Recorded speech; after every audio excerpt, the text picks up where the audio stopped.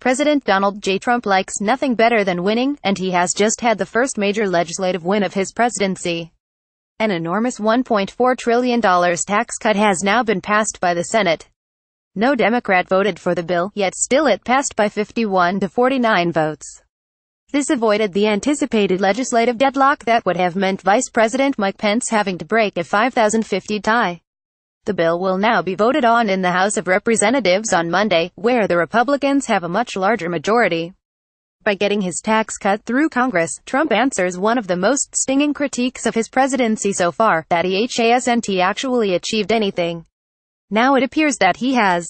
The tax cut is also the first piece of Trump-era legislation that has truly brought together the Republican establishment and the president. Republicans love cutting taxes. So does Donald J. Trump. Now they have done it together. Establishment Republicans who have grave doubts about Trump, and many do, can now console themselves that with his leadership they have achieved one of the party's chief objectives, namely to lower the fiscal burden. This is a great day for the country, as Senate Majority Leader Mitch McConnell put it. It is certainly a good one for his party in Washington.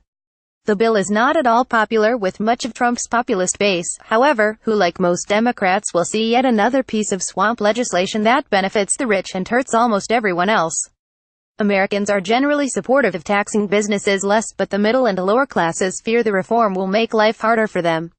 The bill also removes a lot of tax benefits that Americans depend on. Mortgage income deductions have been removed, meaning many Americans will have to pay a lot more on the cost of their home, and the bill wipes out other fiscal breaks for those struggling on child tax credits, Medicaid and Medicare. In other words, this bill will in the short term at least upset a lot of poor people, including a lot of poor people who voted for the president.